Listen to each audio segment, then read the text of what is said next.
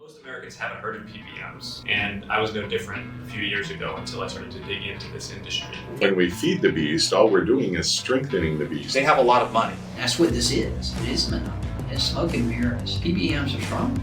They're powerful. A lot of money, and they spend a lot of money. PBMs are probably the biggest companies that you've never heard of. Healthcare sort of being the most corrupt industry in the country. It's extortion on a daily basis. The United States has the highest drug prices in the world, by far. The United States is the only country that has PBMs. According to the Fortune 25 companies, United Healthcare PBM is number 4. CVS Caremark is number 6. And then Express Scripts is number 16. 3 of the top 25 companies in America are PBMs. Well, police say this was definitely a targeted shooting, and they now believe the motive could be a grudge against the insurance companies. We have PBMs claiming to reduce prescription drug prices. And on the other hand, we have the Federal Trade Commission, the New York Times. We have at least 8 different attorneys general, Democratic and Republican, who all say that PBMs are inflating drug costs. I wonder whom the American people should believe. Give us the truth, the whole truth, and nothing but the truth, so help you God. Your companies steer patients to affiliated pharmacies, yes or no? The answer is no. Dr. Koster? No, sir. Dr. Conway? No. You're under oath to tell the truth, and they lied. Questioned by Congress and they lie to them, what are they doing to everybody else? Where they can control regulations, they can control the way agencies look at regulations, the way they look at practices, and they can pave the way. They control the data, they control the formularies, they control the rebates, they control the costs. They have positioned themselves so that they control everything. If you're a patient, you walk up to that pharmacy counter, you're paying $400 for something that your insurance company might be getting $350 back from. $330 billion of fluff that exists between sticker prices and the real prices of medicines after all the discounts are evaporated. That's why what they're doing is what gangsters do. The Mafia is small ball compared to what PBMs do. The scale that PBMs do it, the brazenness that they do it, and the sophistication. My son died because he could not afford his insulin. Our son Cole was 22. He had gone to the pharmacy to pick up his discus, and it was over $500. Sunday, January 21st, he passed at 10:06. People are dying because they can't afford their medication.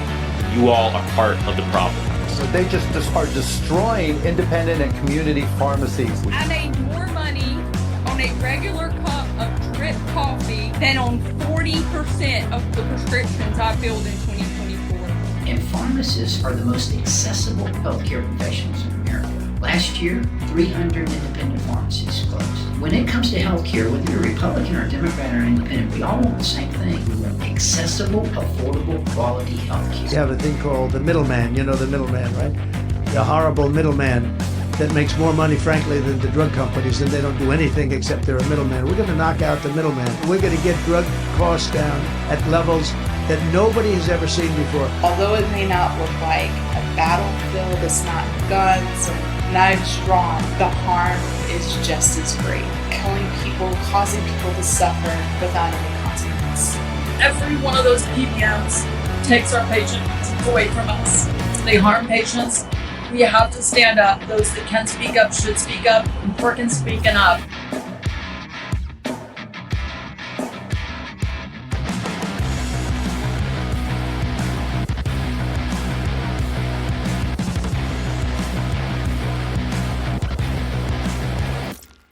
My name is Dan Strauss. I'm a little bit of an odd duck, and maybe the person that's main job is to translate complexity into Main Street. I started my career as an accountant for a Big Six accounting firm, and I only bring that up because every 3 weeks we went to a different type of job, and with that you knew absolutely nothing about that industry, and you learned to ask smart people questions. And at the end of 3 weeks you became intelligent subject because you asked questions. And when it comes to healthcare and PBMs, etc., it takes a lot of questions, and we're also trained in healthy skepticism. Trust but verify. And what you'll find out later when it comes to healthcare, there's a lot of trusting on false assumptions that nobody verifies and turns out not to be true and harms an awful lot of people. And then I had a good friend about 22 years ago that stated that he wanted to be able to buy 5 pharmacies. and looked into it, and pharmacy is a very odd business, as we'll find out later. But we went in with the very core mission of pharmacists, you take care of patients and get patient outcomes. I'll take care of you to make sure we're solid. And we were very much pragmatic, right? We are your typical Main Street, rural type of farm community strong. We do a lot of things ourselves. Turns out folks liked our style. So we went from 5 stores to 7 to 12 to 17, and we ended up to 70 pharmacies. And we had our own health plan. And our own health plan, we had the same issues that everybody else did. That our premiums were going up 15, 20% every year. We'd look into it and says, well, that's just the way it is. And you couldn't afford that, so what would you do is you would raise co-pays, lower benefits, and that same song and dance for too many years.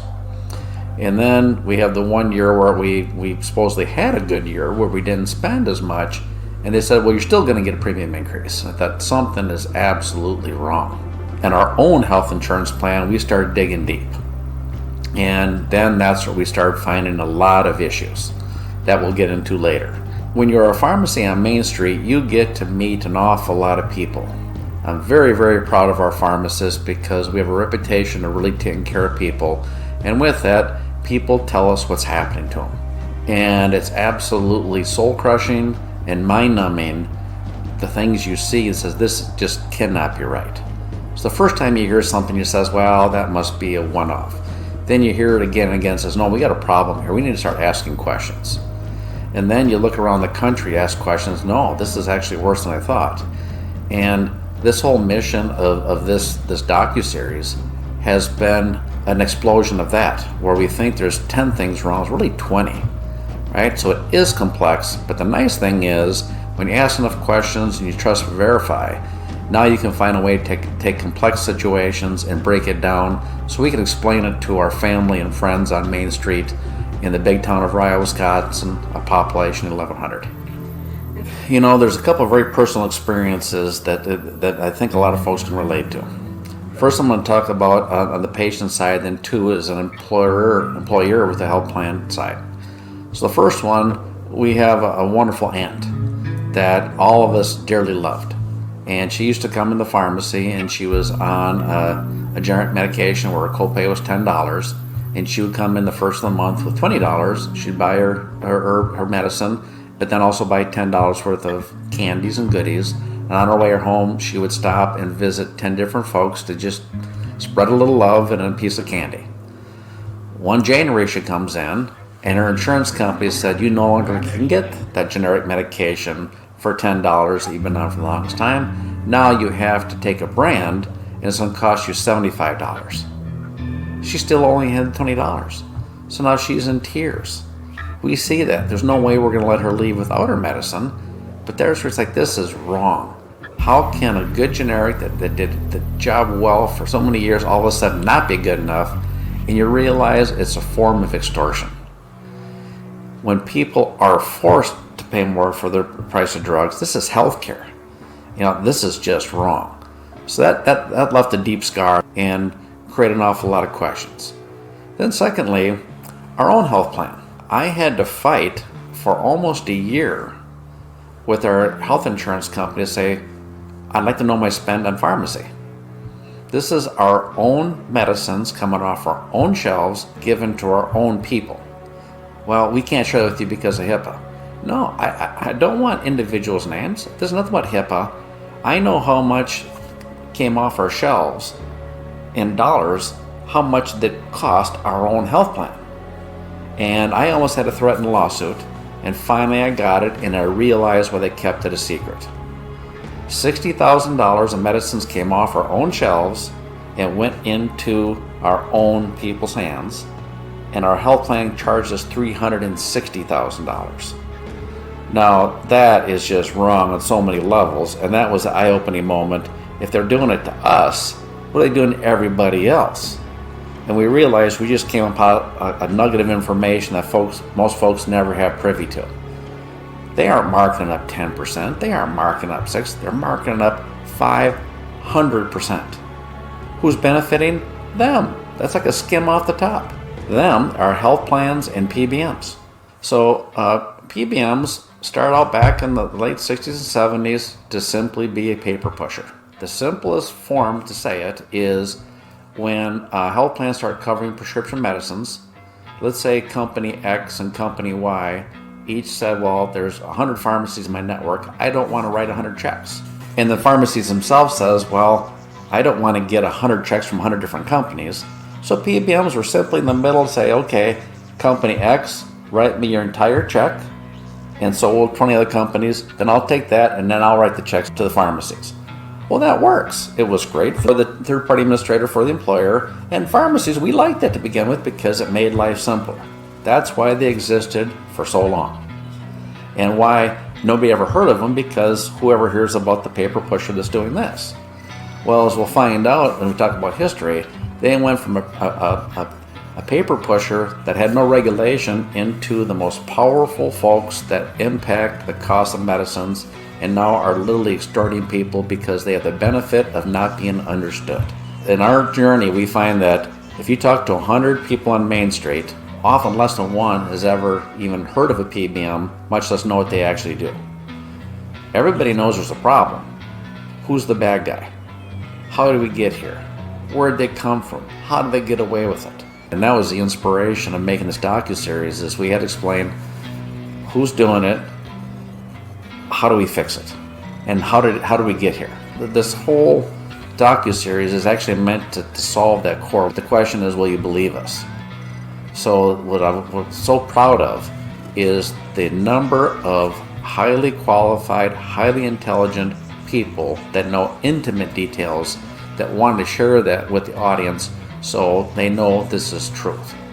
In healthcare, we all want to believe that's the one area of our country and you just want to trust, right? There's inherent trust. And I want to make sure we're very, very emphatic here. Doctors, nurses, pharmacists, they're amazing people. They get into healthcare for the right reasons. They're in to take care of the patients. The unfortunate thing is many of them are forced to work for organizations that people will never meet, make the rules, make the decisions, and up at the C-suite level, we call it, that's the CEOs and CFOs, board of directors, whose responsibility is to their shareholders, that their job is to make money for their shareholders. And so the way the game has been, I won't say rigged, because as we'll go into it, a couple great pieces of federal legislation that was well intended had loopholes. Those loopholes allowed for very savvy business folks to exploit and operate under the radar and unfortunately hurt the rest of us.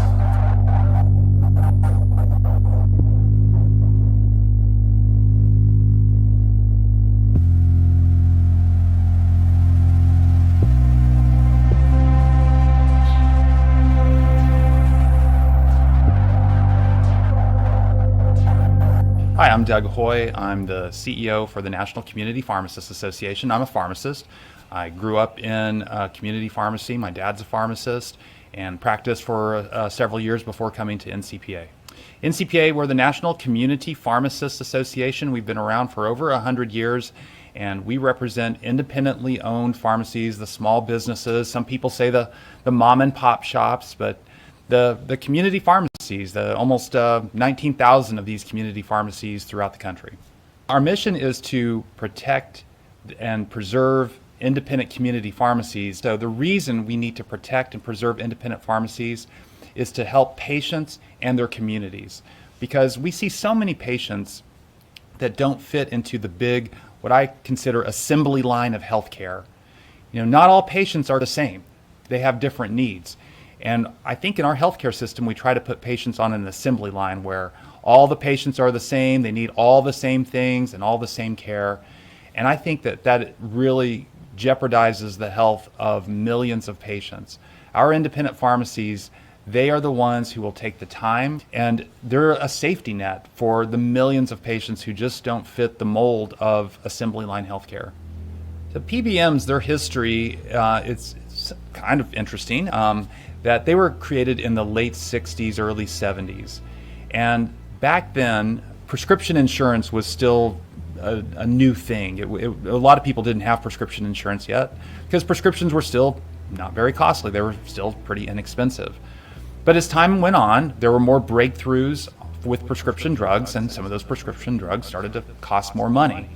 Patients would pay for the prescription drug and then have to submit the bill to their insurance company and wait to get paid back.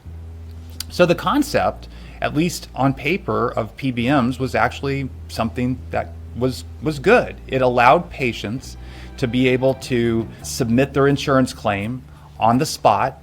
Pharmacies were some on the cutting edge of technology.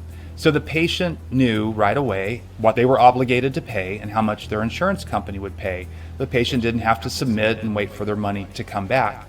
And for the pharmacy, it was, at that point, it was helpful for the patient, so it was good for them, and it allowed that pharmacy to get paid in a timely manner. The cost back then was a transaction fee, which I think was in the pennies for this transaction fee, and that was the end of it. And it was also transparent. Here's your transaction fee. I don't know the number, but let's just say it's a nickel. You paid a nickel, and for that you gained some efficiencies, and everyone's happy. I wouldn't think there'd be a lot of regulation needed back then because it was a simple, straightforward task. The original idea was a good idea, and it was a processor that created some efficiencies in the marketplace. So the early start of PBMs was not a bad thing. It's changed. PBMs are like the weeds of the lawn of pharmacy and the pharmaceutical world. They are everywhere. They're invasive. A preliminary report from the FTC reported that just 6 make up 95% of all the prescriptions that are paid for in America move through those 6 PBMs. And breaking it down even more, 3 of those 6 PBMs account for almost 80% of every prescription. So patients, pharmacies, pharmaceutical manufacturers, payers, they can't make a move without talking to these 3 PBMs that account for 80% of all the prescription traffic in the country. And all 6 of these, by the way, not surprisingly, are PCMA members. PCMA, they're the Pharmaceutical Care Management Association, a DC-based lobby group. So PBMs have, I can't count how many revenue streams that they have. Even if I could, they mask those revenue streams and won't disclose them. They don't make the medicine. They never actually touch the medicine. They don't provide any pharmacy dispensing services. They make more money than the providers on either side of the equation. So yeah, they are the quintessential middlemen. They're the paper shufflers, but they've got everyone by the short hairs because they control the data, they control the formularies, they control the rebates, they control the costs. They have positioned themselves so that they control everything. But no, they make money from the pharmaceutical manufacturer, they make money from the payer, they make money from the pharmacy, they make money from the consumer. There are fees galore for the pharmacy and also probably for the payer as well as the manufacturer, and hidden fees to the consumer as well. Oh, it's like a license to print money to be a PBM. You have a thing called the middleman, you know the middleman, right? The horrible middleman that makes more money, frankly, than the drug companies, and they don't do anything except they're a middleman. We're going to knock out the middleman. We're going to get drug costs down at levels that nobody has ever seen before. PBMs were created as a middleman to help reduce the price of prescription drugs. The PBMs are not doing what they were created to do. They're not saving the patient money. They're actually costing the patients more money. They're price gouging, and in addition, another part of our investigation, they're stealing patients from independent pharmacies. We're on pace this year to lose 1 independent pharmacy every day. Yeah, we lay out in the report what some of those declines have looked And I like. might point out that, you know, whether you're Republican, a Democrat, or independent, we all want the same thing. We want accessible, affordable, quality health care. Pharmacists are the most accessible healthcare professionals in America. If one pharmacy every day is closing, accessibility to healthcare is going to be impacted. How much a price of a drug goes toward the pharmaceutical manufacturer and how much goes to the PBM. I'd like to submit for the record a report by the Berkeley Research Group that shows that 37%, only 37% of the price of a drug goes to the pharmaceutical manufacturer. Which begs the question, where does the other 63% go? And put patients before profit. Take a look at these photographs. These are real people, real patients.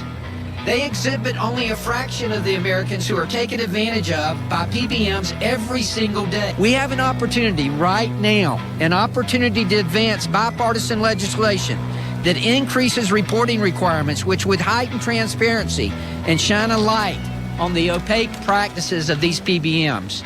When I was in high school, I wanted to be a football star. Unfortunately, not only was I short, I was also slow, so it just didn't work out. And I made a deal with my dad. I told him, I said, Dad, after my junior year in high school, and playing football, if University of Nebraska or Oklahoma hadn't sent a scout out to see me, I'll get serious about a career. And I don't know what happened, but they didn't show up. But anyway, I got serious about a career, and after my junior year in high school, I got a job in a drugstore and as a delivery driver, and it was really an omen from God because I just it was perfect for me. Healthcare, obviously very extroverted, so I enjoyed working with the public, and I knew exactly what I wanted to do. And I went on my senior year and then went and got my pharmacy degree and came back home and got a job in a drugstore and I worked for 8 years as for someone else, and then decided I wanted to give back to the community, to give back so much to me. And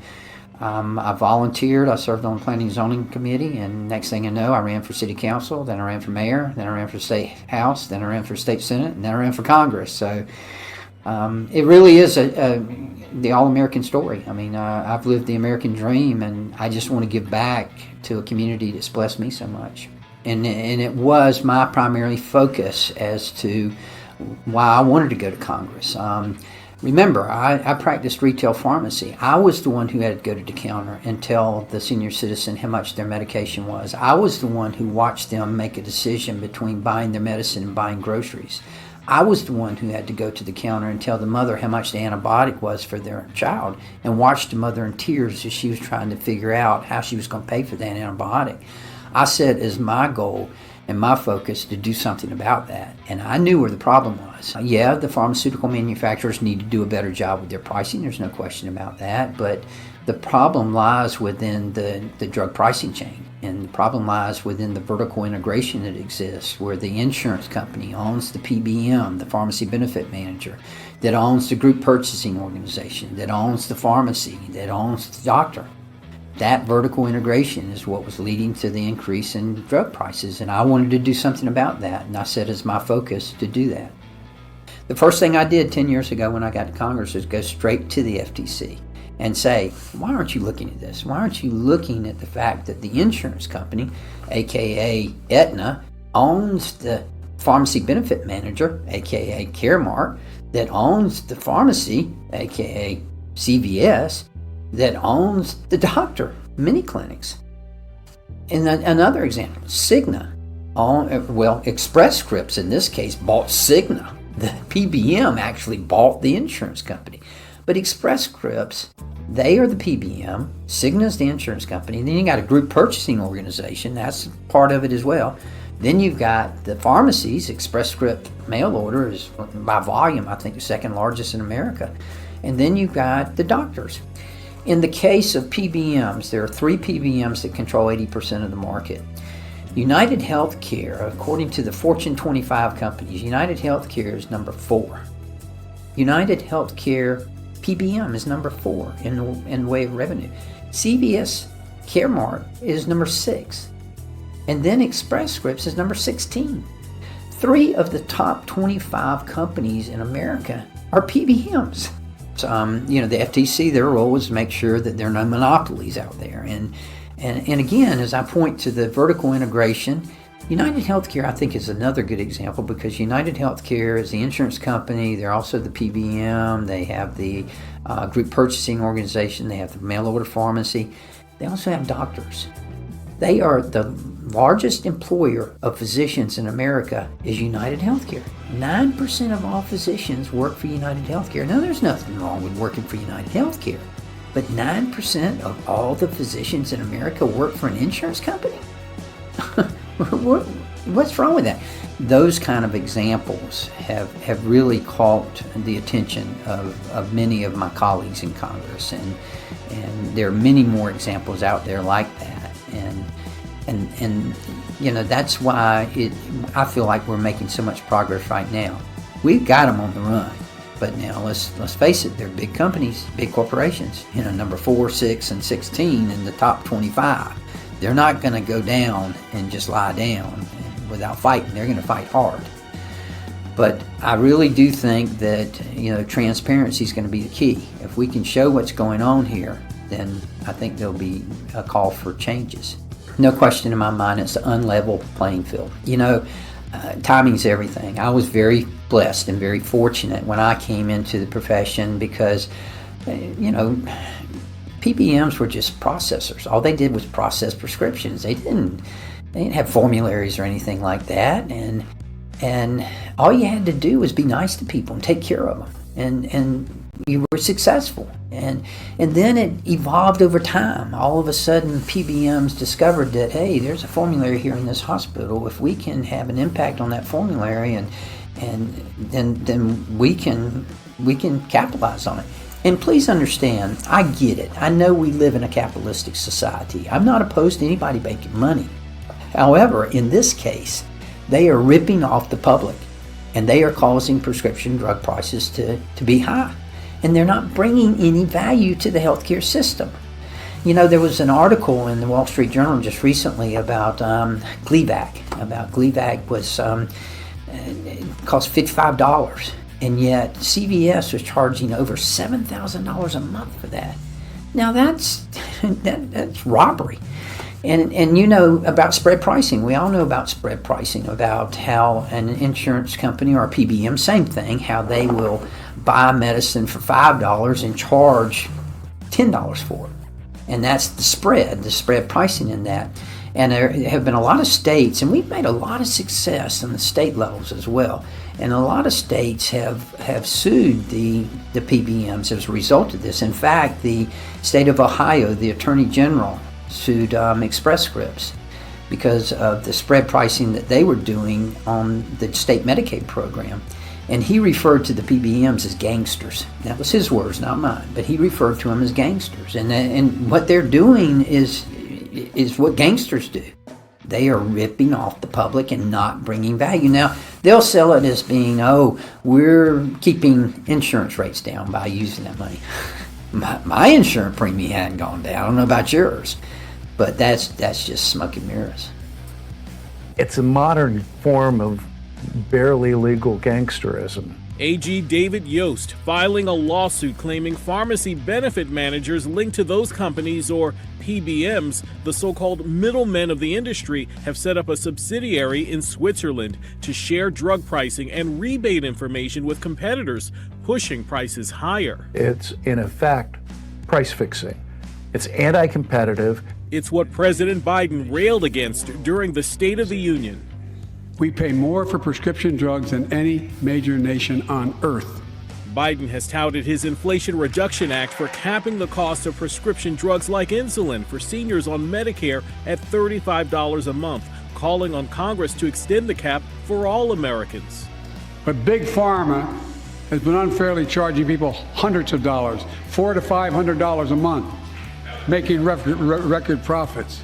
At least 3 pharmaceutical companies have now lowered their insulin costs, but for many people, price relief on other drugs has been hard to come by. Today, Cigna Express Scripts, a Fortune 20 health insurance company and pharmacy benefit manager, announced that it was suing the Federal Trade Commission to redact the FTC's report on its price gouging practices.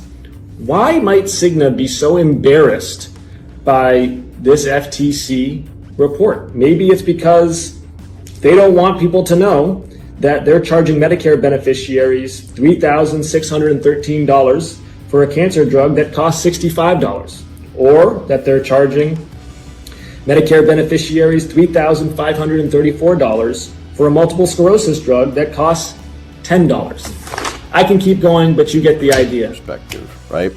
It's saying, look, this is all I'm going to have to pay, right, for this benefit. We look at the benefit from a different perspective, which is what is the actual cost of the drug and build up from there, which is what's spitting out at the end. What's the actual cost of this stuff, so that you can have a better understanding of what a guarantee should look like. I got hired at the Pharmacists Association, really still beginning the infancy of my career.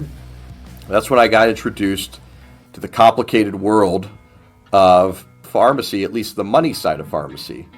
As a technician, I had no idea, really what was spitting out when I would help check somebody out at the pharmacy counter, right? In retrospect, the pricing at the pharmacy was a casino, right?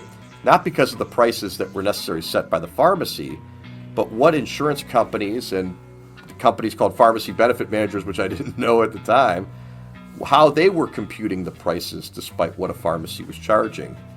So my time at the Pharmacists Association quickly evolved into a government affairs capacity, where I started to learn about the complaints of pharmacists, the complaints of patients, and public policy intersections with the profession of pharmacy. Within that role, I started to learn more about drug pricing as a whole.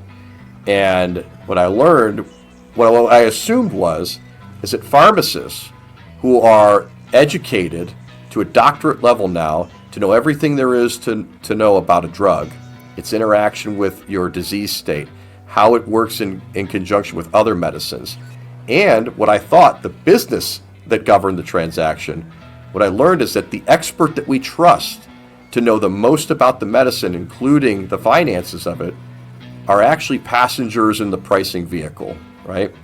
And to me, I found that to be incredibly compelling, that pharmacists who are supposed to be the experts don't actually have a relevant influence on what the prices are that are charged to an employer or a patient. And that set me off on a journey to learn everything I could about the proverbial layer cake that is a pharmacy transaction. When a grocery store puts an item on the shelf, they get to name the price. And if they price it too high, they won't sell a lot of that product. If they price it too low, that means they won't make a lot of money. So the beauty of traditional retail markets is that they respond very much to our wallets and our purses, right? The companies need to find this perfection equilibrium point of how much can I charge and still remain competitive, and also sell more of that product such that the end consumer will maximize the amount of value that goes to that retailer, right? That's why, even though we might have publicly traded companies that are involved in the sale and distribution of milk, bread, eggs, cereal, you name it, their fiduciary obligation is to make more money. One would assume that in light of that, they would just charge $50 for a box of Cheerios, right? Well, they don't. The reason they exercise that restraint is not because they're do-gooders. It's because they won't make as much money if they overcharge for that product. So our impact as consumers is to create a sobriety around the prices that are being charged. All of a sudden, you go to that same grocery store, but go to the back corner where the pharmacy lives, all those traditional economic rules don't apply, because the pharmacy is not setting a price with the idea that a cash-paying consumer can afford it, because the cash-paying consumer no longer governs that transaction. And what I mean by that is that in the regular side of the grocery store, cash is king. The impact of the consumer and their wants and desires are what hold prices down. So the question then becomes, why is it that when you get to the pharmacy, those rules no longer apply and the prices are sky high? That's not a reflection of the pharmacy as much as it is who is the customer when it comes to the purchase of a medicine. And even though it is a patient who's walking up to that counter, today over 95% of prescriptions are being facilitated and transacted through intermediaries, health insurers, and pharmacy benefit managers who have actually taken the role of the economic pressure, if you will, on pharmacy prices. Now, what do we know about those industries? They're heavily consolidated. They have a lot more power than an individual consumer. So the question then is, if individual consumers are so effective at keeping the prices of grocery goods and all retail goods to a sober level, why is it that when you move to the pharmacy, the PBMs have been so unsuccessful in pressuring what would be a reasonable price commensurate with the underlying cost of that product. And the lesson there is that they don't actually want low prices. What they want are high prices and big discounts, which very well could be lower than what the marketplace would yield if everyone had to price their products reasonably. But PBMs make money not off of low prices, but off discounts from high prices. If I walked into Giant Eagle and the gallon of milk was $20, I would say Giant Eagle is ripping me off, right? So what will I do? I'll start, saying if the other things that I buy in my life are also overpriced, now I'm going to start looking at Kroger. Now I'm going to start looking at other grocery stores. I'll look at an independent, whatever it is, all right? But what if, let's say, milk is too expensive everywhere, right? Let's say every grocery store was all of a sudden overcharging for that product. What would I do? I'd look for an alternative product, right? Myself as a consumer, the decisions that I make to purchase or not purchase creates pressure such that the milk supplier and the milk retailer all have to understand that in order to sell more product, they're going to have to be reasonable with the charges that I see at the end of the transaction. That does not occur in the pharmacy world, where the patient is often told, you have to go to this pharmacy, and at that pharmacy you will be exposed to this price. It is an atypical transaction from anything else we see in traditional retail environments. I think insulin's a great example here, right? You have a patient that is life dependent on insulin, and what have we learned? That insulin is unilaterally too expensive across the board, driven by a number of factors, most notably a growing disconnect between the real price and the list price of that medicine. If I was a diabetic, I couldn't just simply say, well, no more insulin for me today, right? That's a fast track to death. So the reality is that the patient is often a captive consumer because they don't have choices to just delete their diseases, right? Or decide, hey, I'll take a medicine that doesn't actually help me. So there's a tremendous curation, if you will, of choice because we as patients need what we need. Patients get different types of coverage in different aspects of the marketplace. If you were a patient on Medicaid, insulin had been and continues to be essentially free. Medicaid, which takes care of the poor and underserved, does not impose a tremendous amount of cost sharing on individuals who need a drug. When you move into the Medicare sector and the commercial sector, different rules start to apply. Many commercial plans are high deductible health plans, which means that from a patient perspective, you have to spend a certain amount of money out of pocket before your coverage really kicks in. There are a number of plans in Medicare that essentially have operated within the same policy realm. So what that means is that when you're a patient and you're in a plan that requires you to pay before you hit a deductible, that means is that you're being exposed to the list prices of those medicines, the going rate. You have no erosion to the cost exposure that the system is yielding. So despite the fact that insulin was clipping at $35 or $40 after you tabulated all the discounts, many patients would walk into their pharmacy and ultimately get charged $300 or $400 for that vial of insulin. So let's spell this out like very simply. All right. Insulin's list price was around $300 or $400. After all the discounts the drug company gave up, that product was actually only valued at $35 or $40. Yet those discounts weren't flowing through to patients. Instead, they were floating to someone else. So I'll use an analogy here. Imagine if you were a consumer and you were in the market for a new dishwasher or a washing machine. Most of us are familiar with a rebate in that sense, right? You go to your local hardware or appliance store, you look at the different options available to you. Some are priced, as is. Some products might have a rebate. And after you sit down and look at all the different options that are available to you, you all of a sudden decide that a product that has maybe a $1,500 price but a $300 rebate, that's the right one for you.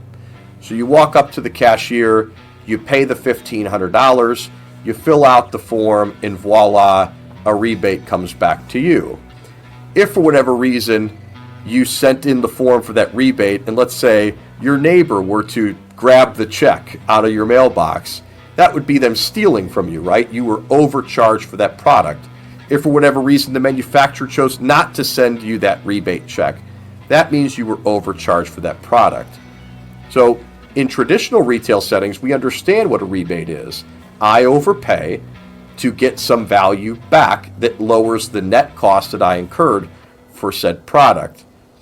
Again, not in the pharmacy world, where a sick patient who's already saddled with a lot of medical bills and other sorts of diabetic supplies that they need to keep up with their ongoing disease management, walks up to a pharmacy counter and is told by their insurance company or their PBM that you will be charged $400 for something that is generating hundreds of dollars in rebates, that is going back to the very company that has told you to overpay for that medicine. So if you're a patient, you walk up to that pharmacy counter, you're paying $400 for something that your insurance company might be getting $350 back from, right? So you, the patient, are the one that is the origin point of that rebate. In our world, we call that money from sick people, where a sick patient overpays for a medicine that generates a rebate that is ultimately collected and harvested by somebody other than the patient who had to foot the expensive bill in the first place. In a simple way of characterizing it, when you overpay for a medicine and it generates a rebate that goes somewhere else, that somewhere else is usually the PBM. The pharmacy benefit manager is a large company that ultimately determines which drugs will be covered under your benefit plan and which ones won't. Because of that, because so many of us are getting our medicines through insurance, drug companies have a big vested interest in the decision-making process of PBMs, and thus are willing to cough up big bucks in exchange for opening up that market access. There was a report released just this year, 2024, by the Drug Channels Institute that quantified the value between the list prices of medicines and the real prices of medicines after all those rebates are accounted for. That gap has now reached over $330 billion. $330 billion of fluff that exists between the sticker prices and the real prices of medicines after all the discounts are tabulated. Yeah, a lot of people, have, I think, a pretty negative perception of the oil and gas industry, right? Without giving it a pass by any stretch, because I'm underinformed. The beauty of at least gasoline is that we have a tremendous amount of transparency into what the price will be. And we know and trust the price we see up on the big board, right, will ultimately be a reflection of traditional competitive forces. If I see that a gallon of gas is going to be $3.15 a gallon, right? Well, I can trust that I could probably do a search of every gas station within a 1-2 mile radius, and nobody's going to be around, $2, or nobody's going to be around $4, right? I can trust that competition is going to pressure prices in such a way that they'll ultimately be a reflection of reasonable competition. Furthermore, that price that lives on that board conveys trust, right? And you look at the drug marketplace, that ain't the case. We're working on a study right now looking at Medicare prices, where we're looking at the different prices that are being charged within different plans where the drug program is run by the same PBM. And we found that for some PBMs, they have over 600 different prices for the same drug over the same time period. The range of the highest price to the lowest price can be the difference of $6,000 per prescription. Same NDC, same time period, same PBM, right? Different plans, but you're looking at 600 different prices with a range of as much as $6,000 between the highest and the lowest price. The interesting thing is that everybody's been very upset about the prices of insulin over the years, for good reason, right? We know very well insulin's origin story. It was essentially a patent was given away for almost nothing, with the idea that this is a true public service right? This is something that people really need. Now, it's unrealistic to assume that a bunch of manufacturers are going to grab that patent and essentially start making insulin for free, right? There's costs associated with that. And furthermore, publicly traded companies have to make more money. Regardless, we over time saw a good amount of competition in the insulin space. We know brand companies that don't face competition, they're going to be able to charge whatever they can get away with, right? The idea from an American perspective is that we've granted a patent, and if you as a drug company bring something new and innovative to market, something that didn't exist before, you have the right to charge essentially what the market will bear, because we want to reward you for bringing something to us that is materially better than what existed had it didn't if it wasn't on the market before. So that's the trade-off, right? We want manufacturers to bring us cures. We want manufacturers to bring us things that make our lives better, continue our lifespans. And so we give them incentives through patents such that they have the right economic incentives to do that. Insulins are a great example. We have 3 big manufacturers that offer comparable insulin products, one versus another. In that instance, those companies can't necessarily take the liberties that are provided to somebody who has an orphan drug, if you will. So what do we know about competition in all other, economic marketplaces? Is that competition works to increase quality and lower price, or some intersection between the two. So with insulin, what you saw over time is that rather than competition working to lower the prices of those products, insulin manufacturers competed to raise their prices almost in lockstep with one another, while simultaneously increasing the amount of discounts that were provided to payers in the marketplace. Now, some of that is driven by government programs who mandate that they get massive discounts off the list prices of medicines, but a huge component that was driving the disconnect between the list price and the real price of insulin were big rebates that were offered by drug companies to PBMs in exchange for preferential treatment on the formularies, where the PBM decides which drugs will be covered and which ones won't, which ones will be preferred versus which ones won't. So what you saw was not a race to the bottom on the price, you saw a race to the top. So you saw something that was $10, $20, $30 decades ago turn into a product that became $300 or $400 over time. Now the drug company, what we found from Senate Finance Committee investigations, as the list price went up over time, you actually saw diminishing returns for the drug company. In fact, what you saw was that after you tabulated all the discounts that the drug company was passing through to government programs and to PBMs in the marketplace, the actual underlying cost of insulin was going down. It doesn't just impact them from a financial perspective, right? Although that financial perspective is big deal. We have seen patients who are making trade-offs all the time in order to keep themselves well. They'll decide to ration their insulin. They'll decide to forego diapers, groceries. They'll decide to forego other things in their life in order to afford the very thing that keeps them alive. Unfortunately, I'll rewind the tape back to when I worked in pharmacy as a technician. I used to see instances where if you told a patient their copay was $5, there are some people where that is unacceptable and untenable. I've seen many patients leave a pharmacy because a $5 or $10 copay was just not within their budgetary availability. Now, when you think about insulin and how life dependent it is and how many people it impacts, right? We're not talking about the difference of $5 or $10 at the point of sale. You're talking about hundreds of dollars where people will make decisions that have, in many instances, has caused them to go to the hospital, incur other sorts of losses in their life, or to actually, worst case scenario, die from that problem. A group that tracks drug costs says about 60 companies increased the price on almost 300 medications. The price of insulin, a life-saving drug for diabetics, tripled between 2002 and 2013. Since 2008, 3 top manufacturers raised the list price of insulin at least 10 times.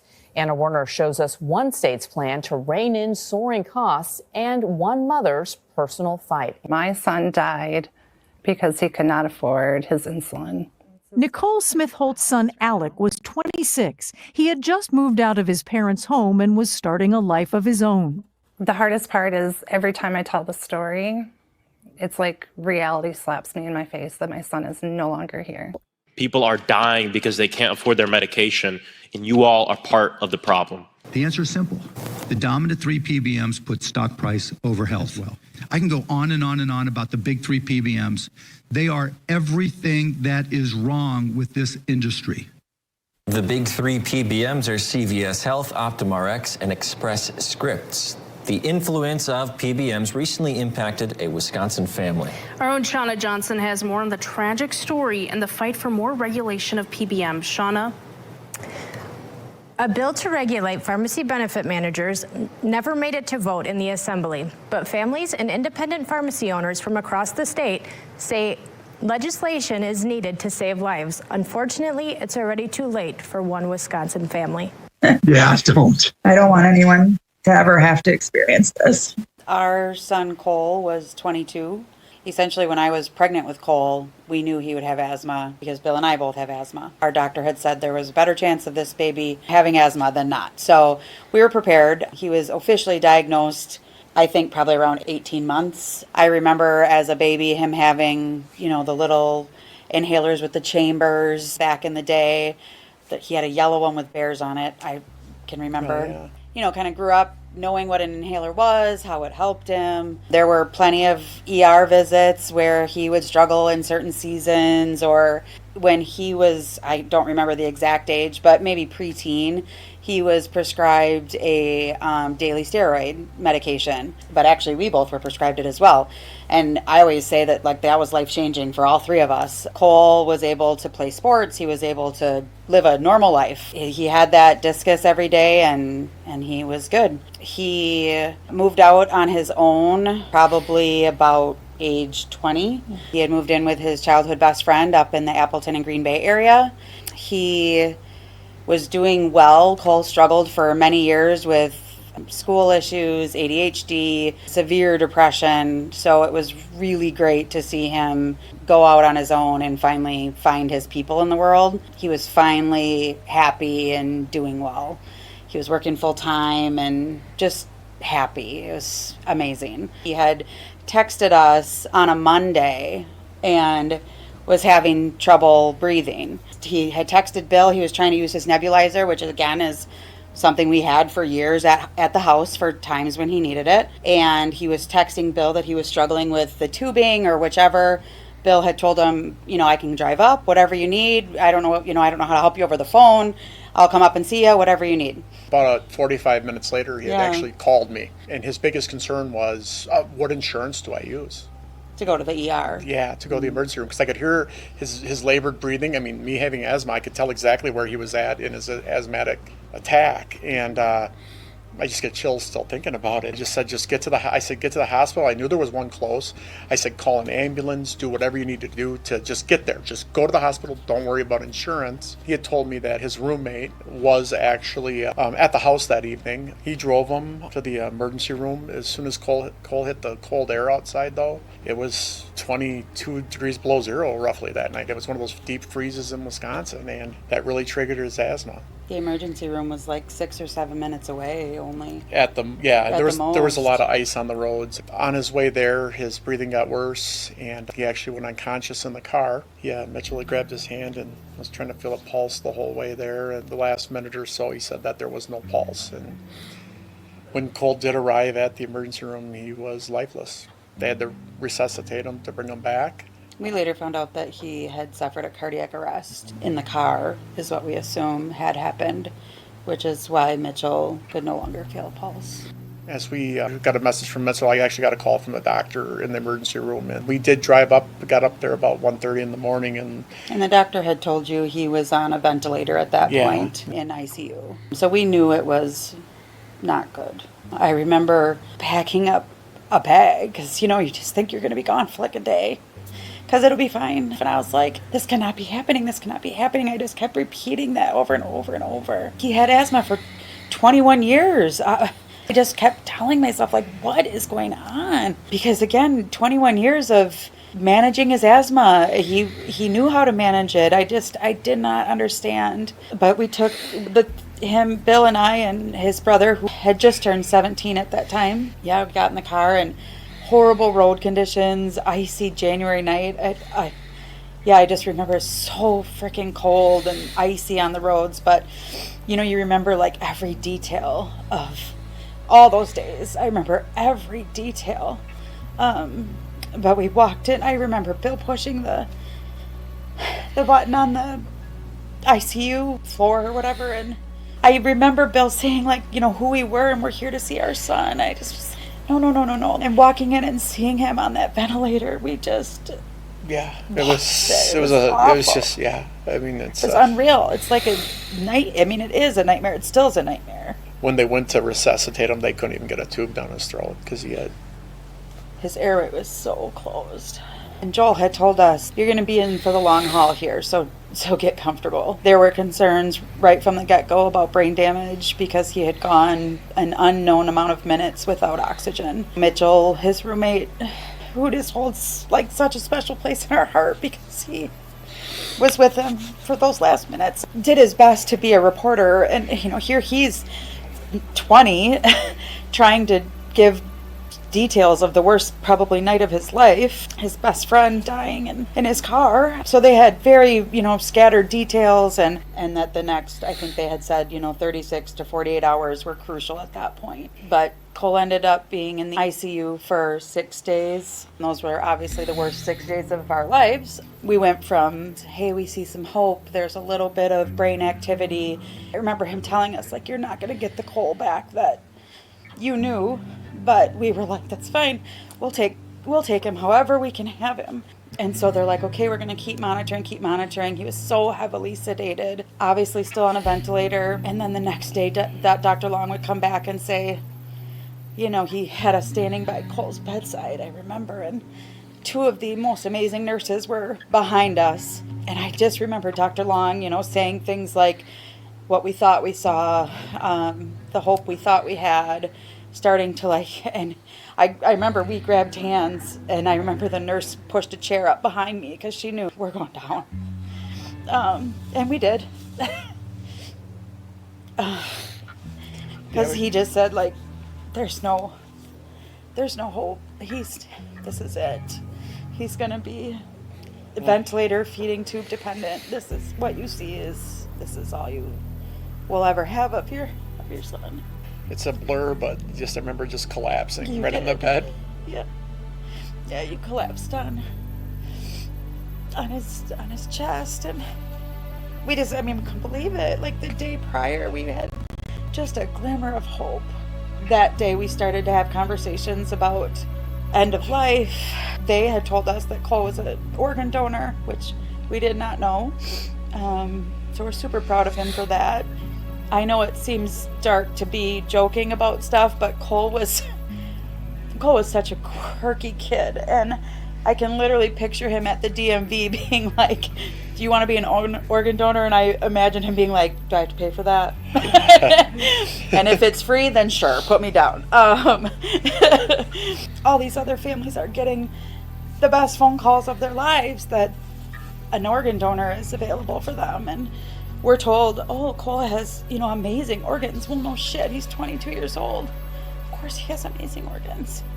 This isn't supposed to be happening.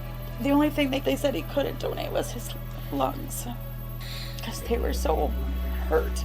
So on Friday of that week, we had our family come and say their final goodbyes. By that Sunday, the hospital did an honor walk with us for him to the OR, and he donated what he was able to donate.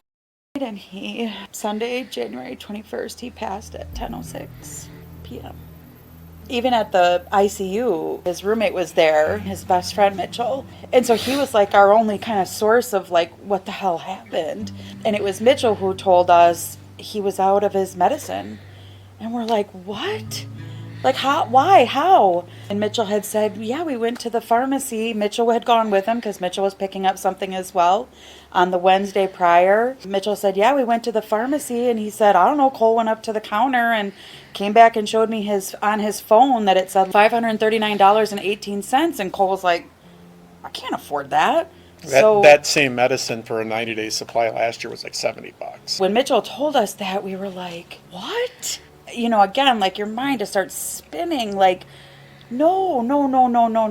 Like he must not have given him his insurance card. Like there had to have been a mistake. Like this cannot be. So we had that's the only little piece of information that we had that could have led to this. We didn't know how, why, what brought us to that $500 price tag. And within a matter of 5-6 days was in the ICU. And still just not knowing. That was tough. And the way we found out about it was kind of a fluke. Yeah, fluke. Yeah. Well, I have asthma, like I had mentioned earlier, and Shannon was in town with one of her friends in a small town by us, and I asked her to swing by a pharmacy and get my discus. I get a call from her saying that my discus isn't covered anymore, and that the pharmacist was, however, trying to find something else, and the pharmacist there wouldn't let her leave. Yeah, I remember her, she specifically said, I'm not letting you leave with nothing. And it was then, that I kind of was like, wait a minute, this is sounding eerily familiar, right? Yeah. Bill and Cole worked for the same company, they had the same insurance, so literally everything was the same medication, everything. And I was driving home, and my friend Christine was like, what's going on? And I'm like, this is what happened to Cole. Like, this is it. He just, A, didn't know to ask questions. He was 22. But B, he went to a pharmacy where the pharmacist didn't take the 5 minutes like Bill's did to say, whoa, wait a second. Like, you need to breathe, so let me figure this out. They were like, well, it's $500. Like, you got that or not? And Cole said no, and that was next in line. And yeah, I remember so vividly sitting in my friend's car, like my mind again just spinning, like, holy shit. Cole, this is all it would have taken? Like, are you kidding me? This is all it would have taken for Cole to have gotten his prescription that day? This cannot be okay. And obviously the clarification on this is Cole went to a chain pharmacy that's very large, understaffed, possibly, very heavily involved with PBMs at times and whatnot. And I chose an independent pharmacy. And there were two drastic outcomes. Drastically different outcomes. Mm-hmm. Yep. Well, the pharmacist agrees with us, what we were talking about over the weekend. We think that something shady happened. We'll just say that. I think that was kind of contributed to Cole's death. I mean, there was an outside factor that did it. And that was Saturday. I got a call about 3 or 4 o'clock on the Monday. And that's, I think, kind of when our world really just when, holy shit, something really did happen to Cole, and we got to do something. That pharmacist actually called me and wanted to introduce me to you, Dan, and knew your mission. We had a call from one of our pharmacists saying that one of her patients, Bil and Shannon Schmidtknect, had a tragedy. And they're just starting to learn about PBMs. Can you reach out to me just to be able to help fill in the blanks, just help them through this time? Well, of course, that's what independent pharmacies do. We take care of folks. So I got invited over, and I got a chance to sit in the kitchen table with Bil and Shannon, and that is, I'll say, 2.5, 3 hours that changed my life, that made this, that we have to do this. They had the ultimate tragedy that should never, ever occur, and created incredible pain for the family and for almost everybody they touched. So I made it a point to myself on the way from their home back to home. I called up my daughter's a filmmaker, says, Mary, you were right. We have to make this film. This has to be done, come hell or high water. Because people are dying now. We knew it was going to happen, but now it did. We didn't do enough ahead of time to prevent this, and we're not going to let this happen again.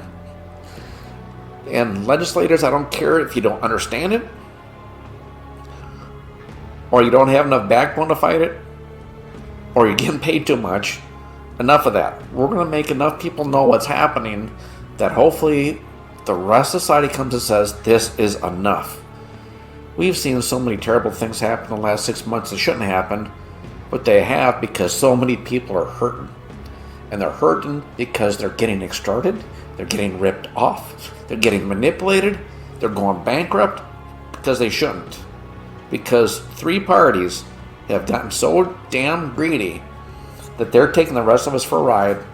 And now that we know what's happening and that it can be fixed, we have to do this.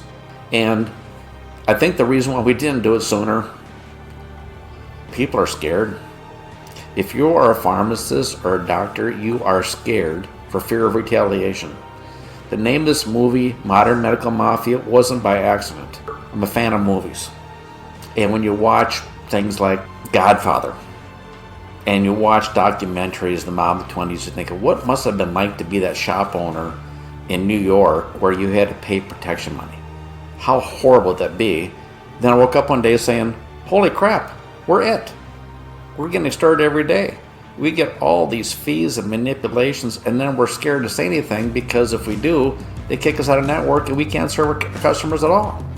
When we feed the beast, all we're doing is strengthening the beast. The beast, it's anyone who breaks the golden rule. It's anyone who is really looking for a seller win and a buyer lose. Right here, this is where it all happens. The circle of death. It's almost like murder in a way. They have a lot of money. That's what this is. It is monopoly. It's smoke and mirrors. PBMs are strong. They're powerful. A lot of money, and they spend a lot of money. A lot of backroom tactics, a lot of bullying, collusion. It is absolutely a real thing. There isn't any question that mafia tactics exist in healthcare. The mafia is small ball compared to what PBMs do. The scale that PBMs do it, the brazenness that they do it, and the sophistication going against the biggest companies on earth with literal armies of lobbyists through things like steering, games with rebates, drug pricing, manipulation, drug pricing arbitrage, year in, year out, session in, session out, and you see how many bills die. There's oftentimes writing their own regulations. All the tactics are there because they need to make more money. Complete lack of transparency. But they didn't tell us they were doing it until we walked in the pharmacy. And that's what we've learned. It's all greed. It's all greed. Greedy, profit, but deceptive, non-transparent tactics. PBMs are probably the biggest companies that you've never heard of. Healthcare is sort of being the most corrupt industry in the country. It's extortion on a daily basis. People who could die as a result of being refused care.